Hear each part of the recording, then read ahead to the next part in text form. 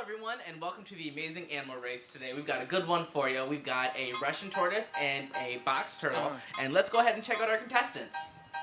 Okay. In the near lane, we have Gizmo the Russian tortoise, and in the far lane, we have Walter the box turtle. So let's go ahead and get started to see who's gonna come up in the world today. Oh man, Gizmo's trying to get his footing, but he seems to be going in the wrong direction. Oh, Walter takes the lead. Walter is taking the lead, and Gizmo is going in the wrong direction. He's trying to go finish to start, not start to finish. Gizmo, that's not how races work.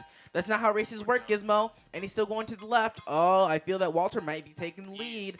Oh, nope, Gizmo's trying to come back for it, and Walter is not letting him have it. Walter is their neck and neck, and Gizmo keeps going to the left. Oh, there, now he's back on track. Got to get it together. Got to get it together. Oh, maybe money will motivate Walter to come out of that shell today. Nope, money's not motivating. But oh, look at that. Walter is taking the lead. And at this point, I think we can declare Gizmo a winner. Winner, winner, chicken dinner, Gizmo. All right, and joining me over here in the winner's circle, we have Gizmo, our Russian tortoise, and who's winning lots of money today. Thank you all for joining us. This has been the Amazing Animal Race, and we'll be back shortly with Studio 136. Hey guys,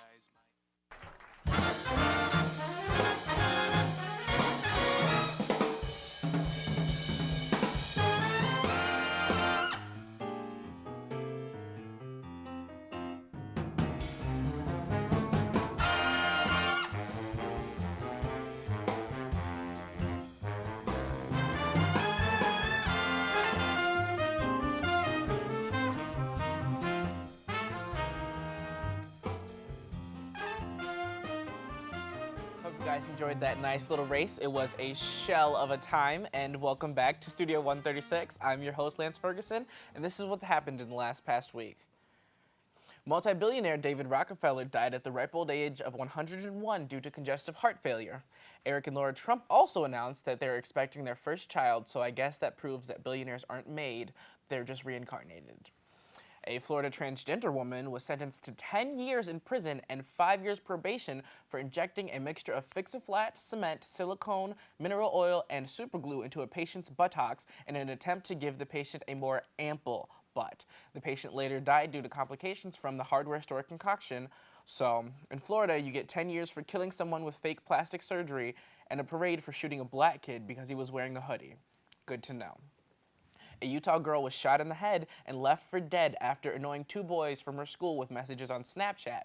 The boys stated that they initially planned to just cut her throat, but thought maybe that was a little too far, and they shot her in the head instead. Good call, boys, because shooting someone in the head shows the right amount of anger tempered with reasoned judgment.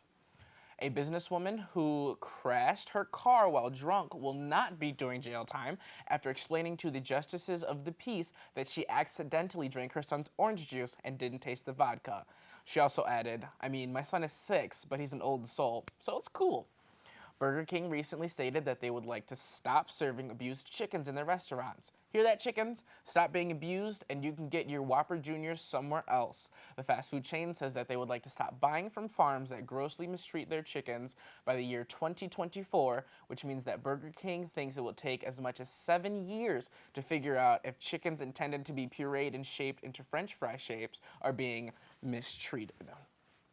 And while we're on the subject of chickens, a knitting club in Massachusetts has started making sweaters for chickens on local farms. The purpose is to keep the chickens that lose their feathers during the harsh New England winters warm. The sweaters, to everyone's surprise, have actually increased egg production. Next, the group plans to knit blankets for refugee elephants in India, but I'm really hoping that they're not expecting the same results. In other news, 2 Crossett, Arkansas police officers have been fired for stealing milk. The 2 officers were seen on surveillance video sneaking into a local school and taking a carton of milk, which really makes you wonder, how boring of a town is Crossett, Arkansas? The cops have nothing better to do than commit petty theft. Pro tip for any meth dealers out there, move to Crossett, Arkansas. They literally would not know how to find you. Japan announced a new plan where elderly drivers could receive a 15% discount on their funeral if they surrender their driver's licenses. This new incentive was introduced after an alarming increase of automobile accidents caused by the elderly. In similar news, the Japanese government has not yet decided if they want to offer a 15% off discount on cases of Mountain Dew if 18 to 25-year-olds consider surrendering their gaming consoles. And lastly, a 5-year-old girl in North Carolina was suspended from school after playing with a piece of wood that looked like a gun. The young girl was suspended for 1 day after she was seen picking up a piece of wood that resembled a Beretta 32 Tomcat semi-automatic pistol and yelling, "Pew, pew, pew, pew," because only in the South can they tell you exactly what make and model of a gun a piece of wood resembles. We have a great show for you today. When we come back, musician Will Stoikes will be on the show, so stick around. The Freeport Area Church Cooperative has been a part of our community since 1969. We are an emergency food, clothing, and shelter provider in Northwest Illinois. Over the last year, FACC has taken a bit of a different approach, particularly in the foods that we are asking our churches and other community organizations to donate to us. But I think one of the bigger and growing concerns is the quality of that food. It may not be the best for you. We've eliminated that from our shopping list per se. What we're hoping to do is establish FACC as a model and working with our other food pantries to maybe shift that paradigm as well.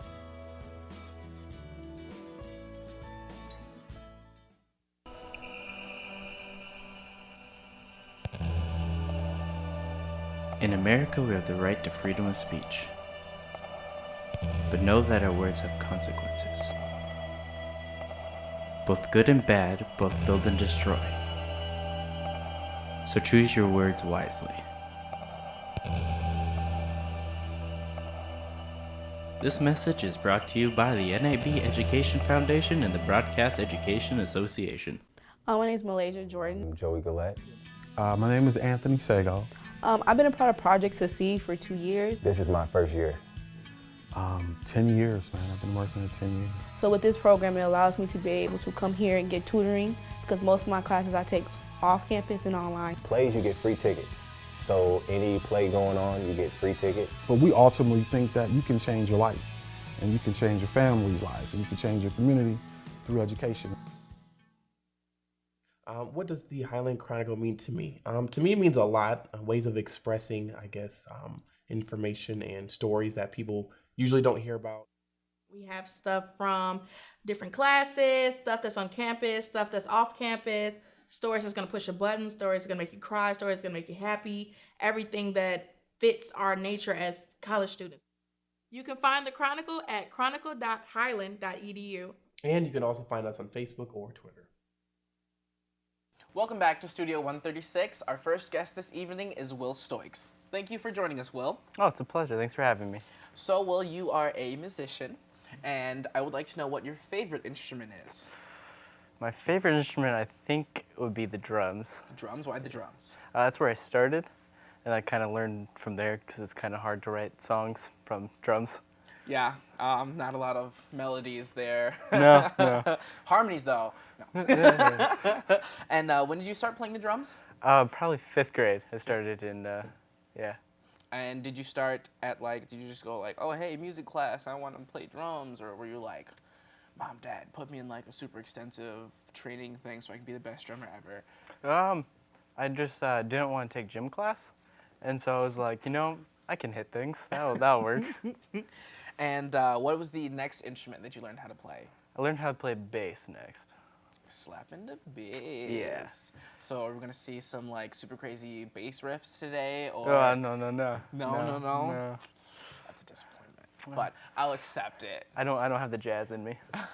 So your first instrument was drums at 9, 10, and you're now 20?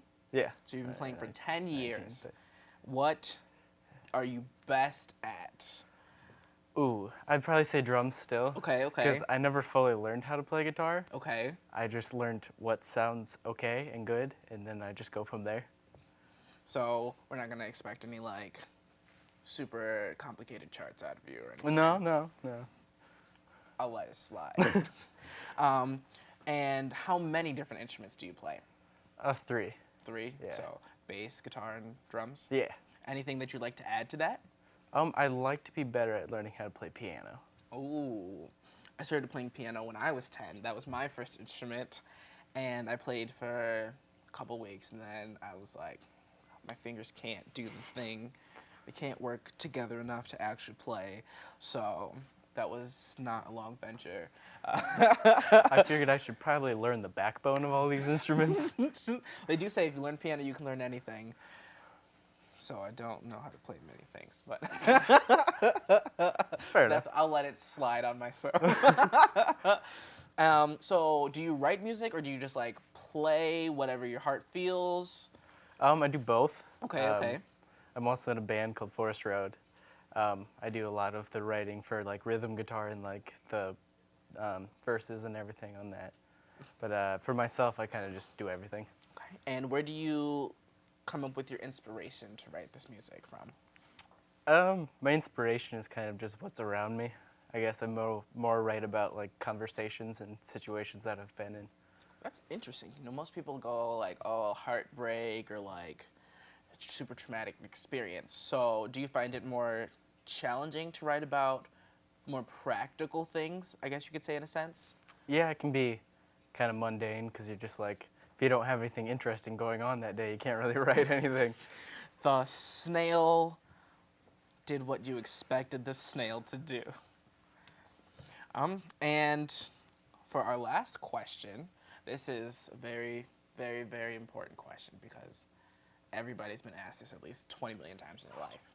Who is your favorite musician? Ooh, my favorite musician would be Mike Kinsella. And why is that? He's kind of like, he's out of Chicago, but he plays a different style of guitar that I've never heard of. He's been in bands like Owen and American Football. Well, that is all the time we have today. Thank you so much for being on Studio 136. And he will be back later to perform, so don't go anywhere. Next, we have Stephanie Feld, who is the Be the Change organizer. And we'll be right back after this short break. Many students often wonder why they should take a science class at Highland Community College. In a classroom setting, students often lose sight of how science affects us every day. By understanding science, we are able to understand the world around us. A career in science is not just for special people. Scientists start off as everyday people just like you. Science drives our inner curiosity of how things operate. By taking science classes, we get the full value of our everyday lives by understanding how the world around us works. Freedom of speech is different for everyone. Everyone. Everyone. For everyone. Each person has their own interpretation. Each person has their own interpretation. But everyone has the right to freedom of speech. Of freedom of speech. Freedom of speech. Freedom of speech. To freedom of speech. What does freedom of speech mean to you? What does freedom of speech mean to you? What does freedom of speech mean to you?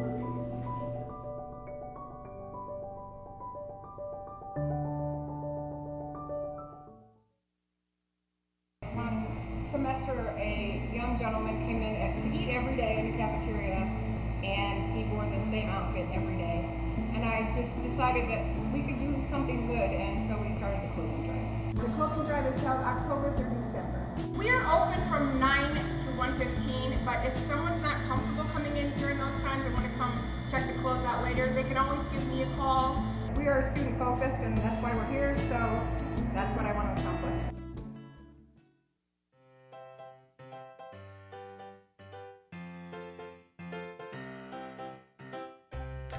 The highlights of the art program are based around developing different skills for the students.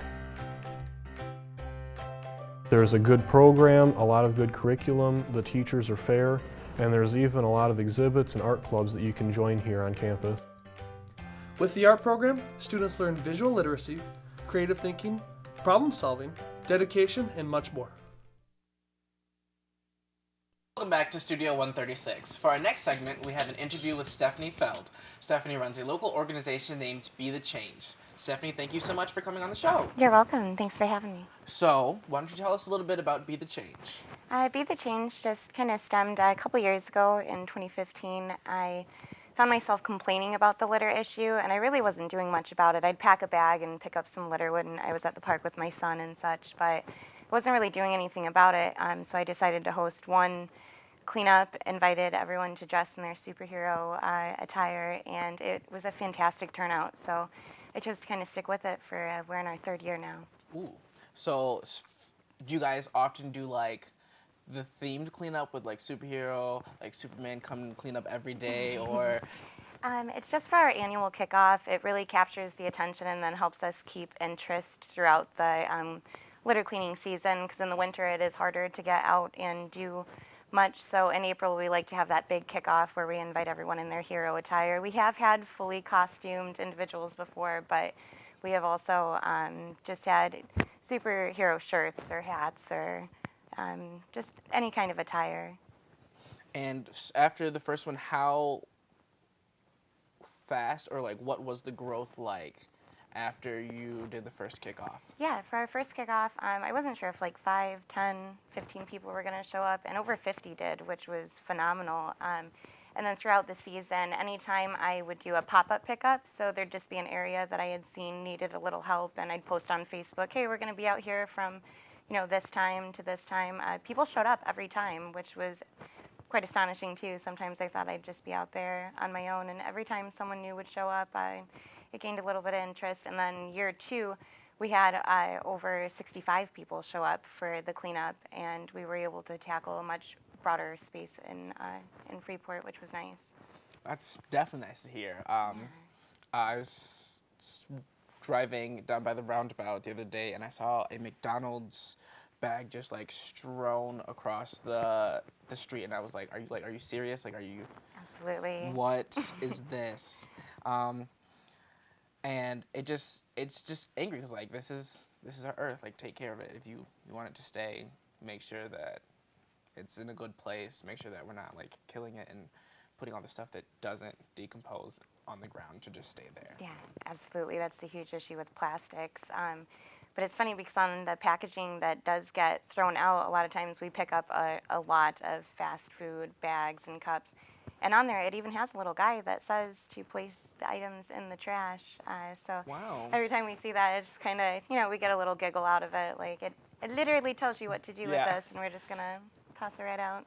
That addresses 2 issues, littering and reading. Yeah. Something we need to take a little care of both better. Yeah, I recommend supporting our school system too, for sure. So do you know how many cleanups you guys have done? We've done our annual one, so this will be year 3 for that. And we also participated in United Way's Day of Action, so we did a cleanup then also. We've probably had well over a dozen just random ones, like I said, the pop-up pickups where we just see an area and then post about it, and then we clean up. In 2015, I took the kids of Amity around the King Center campus, and we cleaned there as well.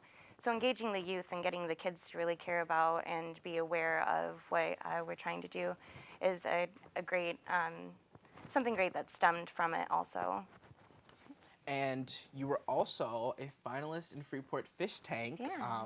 Congratulations to that, of course. Thanks, How was that experience for you? It was a big eye-opener. It really got me thinking about different aspects of Be the Change that I really didn't think it could be. Like I said, I just created a community page on Facebook because I found myself complaining more about litter than doing anything about it, and from that to see a legitimate potential organization to be able to stem from that, the fish tank really helped me hone in on what Be the Change could be. And are there any things that you guys, like resources that you guys need to like help out? It's definitely nice to be stocked with the supplies. It really doesn't take too much to put on the cleanups. Bags, gloves, litter pickers are always in need. We usually get like the cheapest ones, so they break through seasons. I've probably personally purchased 100 of those pickers over the past couple years, so those tend to be a need. But other than that, we've gained support for the dumpster and waste removal of it, which was the biggest cost for us, but we have received help with that. So that was another thing that stemmed from the fish tank, which was awesome. And if people would like to offer their time or like donate supplies, where can they reach you? Yeah, absolutely. We have our Facebook page. It's facebook.com/BeTheChangeFreeport. And then through there, you can also reach our other information. But Facebook has really been our main model of communication, or mode of communication, and it's worked out pretty well. I love to hear that people are getting out in the community and that they actually like care about what's happening.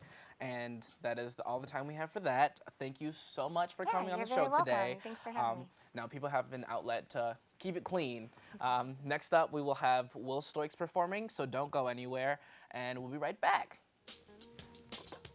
Well, I always did theater in high school. I love theater. I decided that I wanted to be a part of it here at Highland.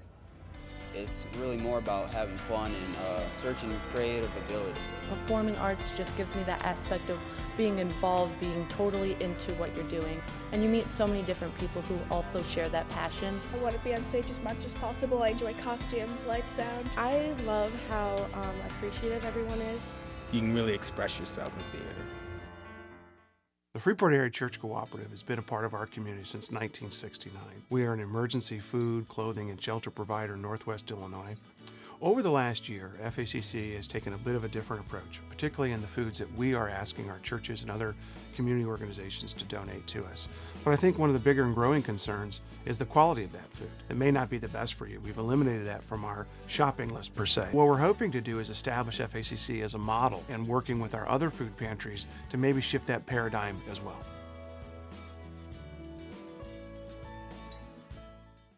Many students often wonder why they should take a science class at Highland Community College. In a classroom setting, students often lose sight of how science affects us every day. By understanding science, we are able to understand the world around us. A career in science is not just for special people. Scientists start off as everyday people just like you.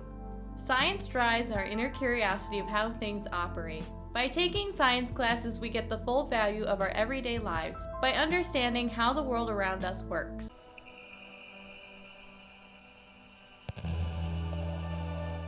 In America, we have the right to freedom of speech. But know that our words have consequences. Both good and bad, both build and destroy. So choose your words wisely. This message is brought to you by the NAB Education Foundation and the Broadcast Education Association.